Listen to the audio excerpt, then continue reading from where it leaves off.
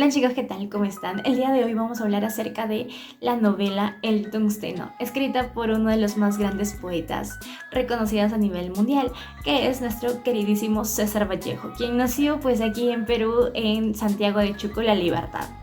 Esta es una de sus novelas sociales, donde hace una denuncia comprometida con la defensa de los más humildes, en este caso los indios Sora, quien a él hace referencia en su novela. Nos habla principalmente de la desigualdad social, el maltrato y los constantes abusos que recibía esta población indígena por ser un poco ingenua. Algún dato curioso sobre esta obra es que fue publicada primero en 1931 bajo el nombre de Novela Proletaria. Está escrito en género narrativo y su especie literaria es la novela, como ya lo venimos comentando. Vallejo usa de manera frecuente la técnica de los flashbacks. Además hace uso de metáforas y muestra un lenguaje bíblico litúrgico, ya que si escarbamos por ahí acerca de su bibliografía de Vallejo, es que sus padres quiso de que él sea sacerdote, pero dado lo contrario se convirtió en uno de los más grandes poetas. Esta novela entra en el movimiento literario vanguardista. Ahora hablemos acerca del espacio-tiempo de la obra. Esta obra se remonta entre los años 1916 y 1920, es decir, a mediados del siglo XX. Se desarrolla principalmente en la provincia hipotética de Quivilca de Cusco. En el capítulo 1, los hechos comienzan con la compra de las minas El Tungsteno de Quivilca por parte de la empresa estadounidense Mining Society. Y esto conlleva a que se requiera trabajadores para ponerla en funcionamiento. Pero al no haber personal cerca de esta zona, forzosamente se convoca gente del Colca.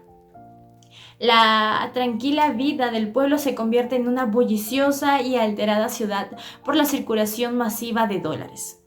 Es decir, se vuelve como que, si hablamos, es como que empieza a movilizarse más. De lo que no era un pueblito conocido, se empieza a conocer mucho más.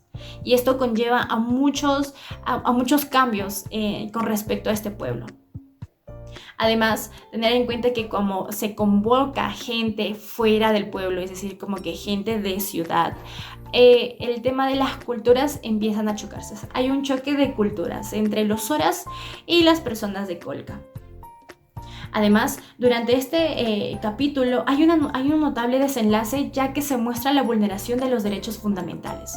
Aquí vamos, es que durante este primer capítulo ya nos damos cuenta de que Vallejo empieza a hacer una denuncia acerca de el cómo una persona de ciudad va a un pueblo pequeño, un pueblo de la sierra, y empiezan como que a imponer la cultura y no hay un respeto. El choque de culturas, como por ejemplo los derechos fundamentales de Graciela, quien fue abusada sexualmente y quien falleció en manos de sus agresores. Se muestra una grave violación de los derechos a la vida y a la seguridad y a la integridad.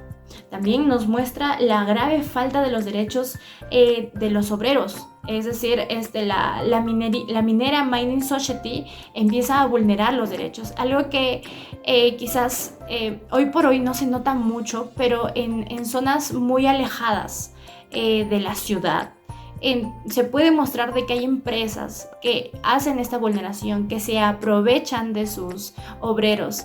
Entonces, lo que hace Vallejo en este primer capítulo es nos muestra eso, el cómo las grandes empresas abusan de su poder y nos empieza a mostrar la otra cara de la moneda.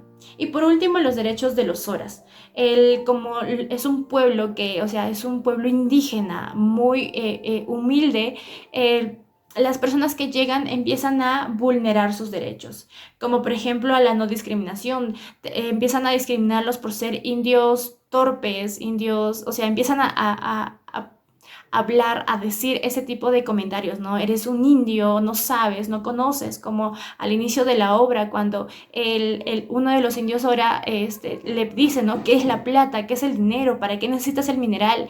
Y este personaje del Colca, el obrero le dice, o sea, indio bruto, no sabes, ¿no? Entonces ahí nos damos cuenta que hay una vulneración a los derechos, a la discriminación, a no asegurar sus tierras porque hay un abuso por parte de la empresa. Y pues no les dan los recursos necesarios para mantener su bienestar y estilo de vida. En este primer capítulo, pues ahí realmente muestra Vallejo un grave una grave denuncia, y para poder hacer ver nosotros la otra cara de la moneda, lo que ellos, lo que los indígenas pasan y lo que nosotros no estamos viendo. Así que espero que quizás les haya ayudado un poco, y si se les ha interesado, pues les invito a leer esta increíble obra de uno de nuestros grandes poetas, César Vallejo. Así que hasta una próxima conmigo. Bye.